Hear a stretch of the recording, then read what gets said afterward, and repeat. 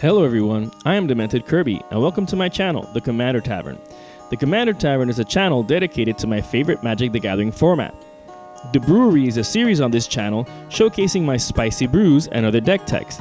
On this episode of the Brewery, I will be discussing a commander I've been playing with since Battle for Zendikar, Zada Hedron Grinder. Zada Hedron Grinder is a 3/3 legendary Goblin ally for 3 generic and 1 red with a very interesting ability. Whenever you cast an instant or a sorcery that targets Zada and only Zada, you're able to copy it, targeting every other creature you control. While this isn't the first and only time this ability has happened on a creature, I was a bit bummed because I hoped Zada would be a legendary version of Ink-Treader Nephilim. Ink-Treader Nephilim is one of the first 4-colored spells in Magic the Gathering, and its ability is the same as Zada, but it targets every creature on the battlefield, not just your own. Had Ink-Treader been legendary, I would have definitely built around it instead. Another way to build a multicolored Zada EDH deck is with General Tazri. Since Zada is an ally, you can fetch for her when Tazri enters the battlefield. This could be a bit of a glass cannon though, since Zada getting exiled or otherwise removed from the equation renders the deck pretty much useless, especially if the deck is built around Zada. You can still pull off the secret commander deck with Zada and Tazri by also including Ink-Treader Nephilim and Mirror-Winged Dragon as backups. But as far as commander goes, these are too many hoops to jump through just to have a Zada-like ability in the command zone in more colors than mono red. Wizards should have reprinted a legendary functional reprint of the 5 Nephilim in Commander 2016. But it is what it is. Even though Ink-Treader Nephilim can facilitate a greater array of hijinxes than Zada can, that doesn't mean that Zada's unworthy of being in the command zone. Zada has an amazing quality in the game of Magic in that she can easily transform really lackluster cards into broken value engines. Commander is a format all about splashy plays or janky engines, convoluted combos, or huge creatures. No one plays spells like Boiling Blood in their commander deck. Well, no one except Zada players do. Casting spells like that triggering Zada, and they're multiplied for every creature you control. That's why I built this deck with a balance between creature generation and trash cards like Boiling Blood. The more creatures you have on the board, then the more copies Zada makes. With very few exceptions, most of the creatures in my deck create tokens when they enter the battlefield. Emrakul's Hatcher, Mirror Battlesphere, Scampering Scorcher, and Precursor Golem create creatures when they enter the battlefield. Precursor Golem also has the added bonus of copying your spells like Zada does if you at least target a Golem creature with them, but only copies it for other Golem creatures. Another downside to Precursor Golem is that it also copies spells an opponent might target it with. The rest of the creature tokens generated are goblins, so the deck does benefit from goblin-specific cards. Beetleback Chief, Siege Gang Commander, Goblin Instigator, Mog War Marshal, and Goblin Goliath create goblins when they enter the battlefield. Siege Gang Commander has a bonus ability which allows it to sacrifice a goblin in order to ping any target for 2 damage for just 2 mana. This ability is not irrelevant since you can use fodder to kill off utility creatures or planeswalkers. Goblin Goliath has an amazing bonus ability in that it can double the damage sources you control will deal to an opponent the turn it's activated.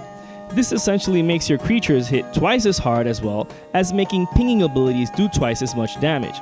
Mog War Marshal produces a goblin when it dies also. So if you don't pay for its echo cost, you're still going to have 2 goblins in play. While not a goblin itself, Chancellor of the Forge produces a ridiculous amount of goblins. If you have a lot of creatures in play, Chancellor of the Forge essentially doubles that amount in the form of 1/1 goblin creature tokens. Another amazing token producer that isn't a goblin is Young Pyromancer. It creates a 1/1 elemental every time you cast an instant or sorcery spell. If you manage the stack appropriately, the token can benefit from Zada's ability. Here's how it works. Place the Pyromancer's ability on the stack after Zada's ability. Then it resolves first, creating the token. Then Zada's ability resolves, and the elemental token is now a legal target for Zada's copy, giving you yet another duplicate of the spell you targeted Zada with. Krenko Mob Boss is another key token generator in the deck. If you want to see just how powerful he is in the deck, check out the first episode of The Stage, Why Pilot a Zada Deck, where Krenko's ability really shone through. Since there are so many goblins and goblin token generators in the deck, Krenko can get out of hand really fast, especially since there's so many ways to give haste to creatures in the deck.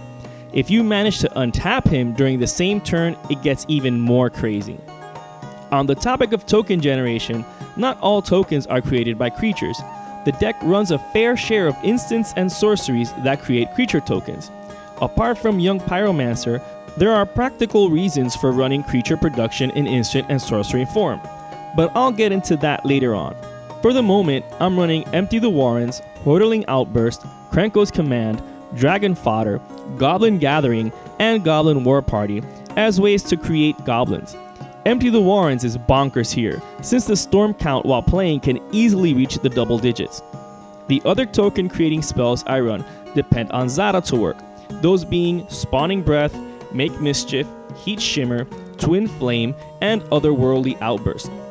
The clone making spells are the best ones, since copying a creature that creates tokens when it enters the battlefield will also give you those tokens off of its copy, so you're getting lots of value from them.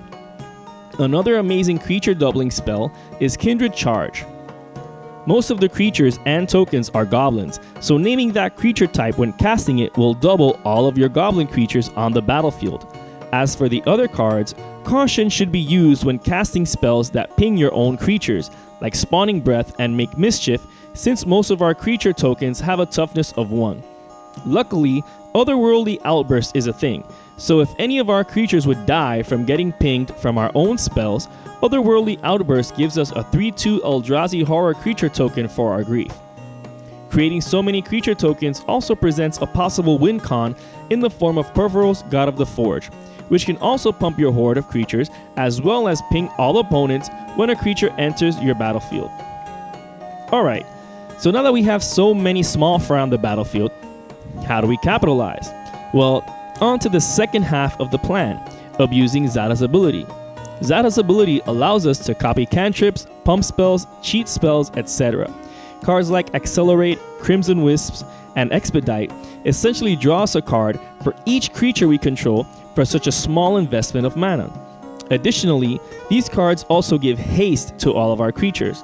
So, if we have creatures enter the battlefield or created dozens of creatures that same turn, they can all attack and activate their tap abilities. Stun, Boiling Blood, and Renegade Tactics are just used as cantrips and very rarely used against an opponent's creature. Blind Blast, Zap, and Rile round out the cantrip section of cards. These ping our creatures, so their inclusion is strictly for drawing cards. That being said, they do pair well with Otherworldly Outbursts in a pinch and aren't so bad if a pump spell had previously beefed our weenies' toughness. Pump spells are one of the key paths to victory with the deck. Even 31 1s won't kill off a board or even a single opponent. But if those 1/1s were instead 3 3s or even 10 1s, then the situation isn't so underwhelming. Brute Strength, Rush of Adrenaline, Overblaze, and Maximize Velocity all make sure to make your 1/1s as dangerous as possible with minimal mana investment. Fortunately, these spells don't just pump. Brute Strength and Rush of Adrenaline give Trample, while Maximize Velocity also gives haste and can be recast from the graveyard a la Flashback.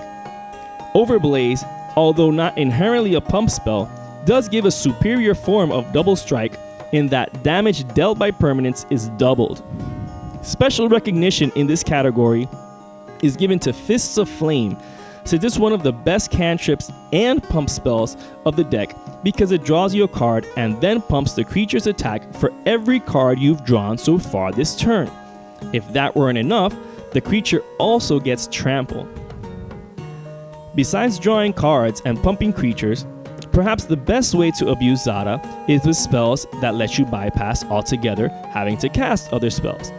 Karizev's Expertise is an amazing card here since you can untap a creature, something Krenko loves happen to him, give it haste, and cast a card from your hand for free so long as it costs 2 or less.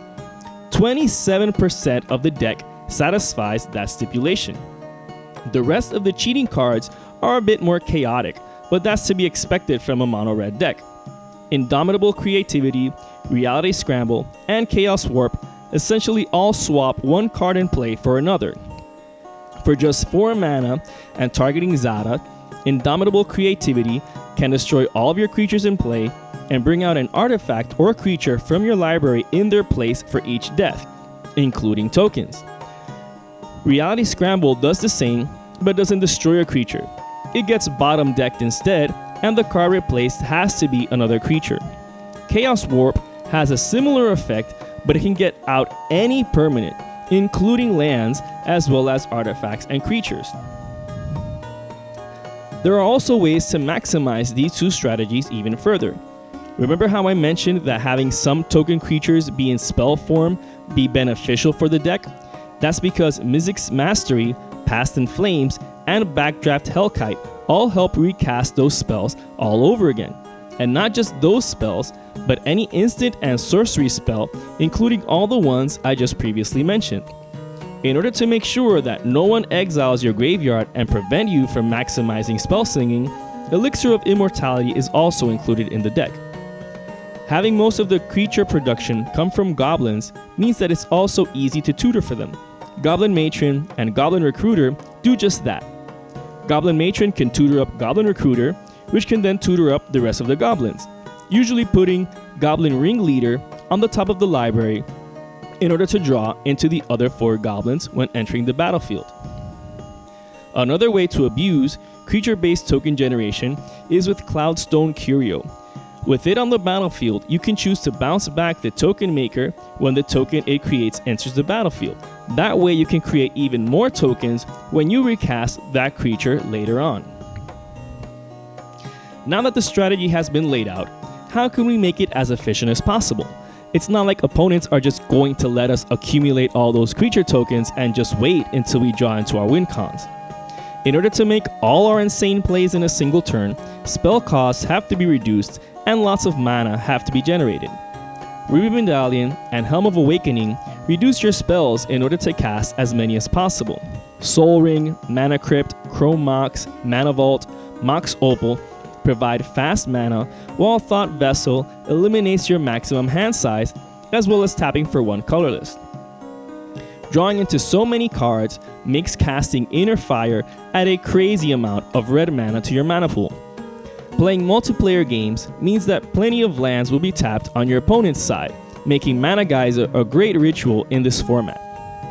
With so many goblins and goblin tokens in play, Brightstone Ritual adds a ton of red mana to your mana pool for just 1 mana and at instant speed. Battle Hymn does the same thing, but counting all of your creatures, albeit for a much higher cost, but still at instant speed. Once you've reached a point where you're going to win that turn, any tapped lands can be sacrificed to mana size them in order to get even more mana added to your mana pool and secure that victory. Mana production isn't just limited to rocks and rituals though. Treasonous Ogre gives a red mana for every 3 life you pay. Skirk Prospector can give you a red mana for every goblin you sacrifice, which provides such crazy synergy here. And Runaway Steamkin can give you 3 red mana for every 3 red spells you cast. Cast enough cheap spells and they're essentially free with this elemental. As far as lands go, I'm running the 5 fetch lands the deck can run in order to thin the library of lands to limit how many I draw into with the cantrips. Being monocolored means that Nykthos Shrine of Nyx can definitely pull its weight in the deck. Running Reliquary Tower shouldn't be a problem either, since the deck is just mono red, and being able to keep fat hands is definitely a plus with all the card draw in the deck. Ancient Tomb provides fast mana for little drawback. Cavern of Souls helps cast your goblins without having them countered, and the rest of the lands are just 24 basic mountains. This brew is just an exposition on how I've built Zada Hedron Grinder, and is in no way a definitive way of building this commander. That being said, this deck allows for some really insane plays where you can win out of nowhere against a totally unassuming and hapless table really early on in the game. I've had games where I've dealt damage well into the quintillions. You can find my current deck list for this commander down in the description. I want to give a shout out to my higher tier patrons. Thank you for your support. And last but not least, I also want to thank all of you for watching this episode of The Brewery on the Commander Tavern. I am Demented Kirby, and happy brewing.